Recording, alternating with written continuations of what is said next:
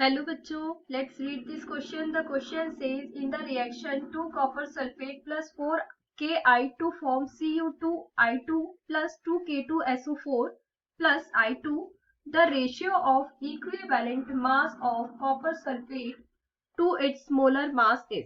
इस क्वेश्चन में बोला गया है कि इस रिएक्शन में हमें रेशियो बताना है equivalent mass of copper sulphate और मोलर मास का. ठीक है, तो यहाँ पे हमारा की कंसेप्ट क्या हो जाएगा.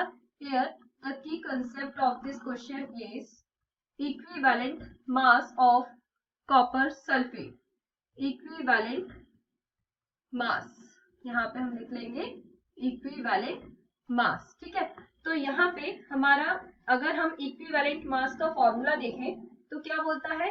Equivalent mass is equals to equivalent mass is equals to molar mass upon n factor, molar mass upon n factor upon n factor. ठीक है, तो रिएक्शन अगर हम देखें यहाँ पे हमारी रिएक्शन क्या दी हुई है हमें 2 copper sulphate CuSO4 plus 4 Ki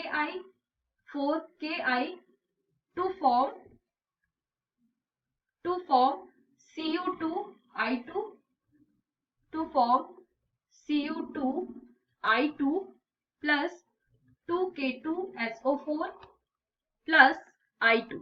ठीक है, तो यहाँ पे अगर हम कॉपर की बात करें, यहाँ पे हमें क्या देखना है.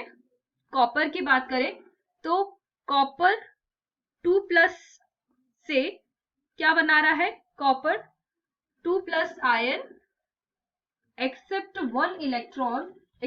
One electron to form copper plus 1 ion. ठीक है, तो यहाँ पे कितने इलेक्ट्रॉन का डिफरेंस आया. कॉपर प्लस 2 से किस में चेंज हुई. प्लस 1 ऑक्सीडेशन स्टेट में चेंज हुआ, तो यहाँ पे 1 इलेक्ट्रॉन का डिफरेंस आया. ठीक है, तो इसके लिए एन फैक्टर की वैल्यू क्या हो गई. यहाँ पे हमारी 1 हो गई. एन फैक्टर क्या रिप्रेजेंट करता है हमें. Change in oxidation state, change in oxidation state, change in oxidation state. ठीक है, तो इस फॉर्मूले में अगर हम वैल्यू रखेंगे तो मोलर मास को हम कैपिटल M से रिप्रेजेंट करते हैं और एन फैक्टर की वैल्यू हमारी कितनी आ गई है. 1 आ गई है. ठीक है, तो ये हमारा क्या हो जाएगा 1 और ये क्या था हमारा equivalent mass is equals to molar mass M upon 1.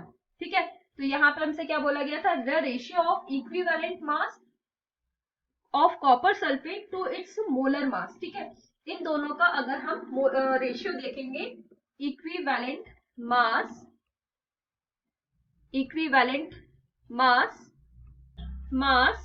क्या आ जाएगा हमारा इक्वल्स टू 1 आ जाएगा. ठीक है, तो यहाँ पे हमारा करेक्ट आंसर क्या हो जाएगा. Option number D is correct. So here right D. Option number D is correct. Hope you understood it well. Best of luck.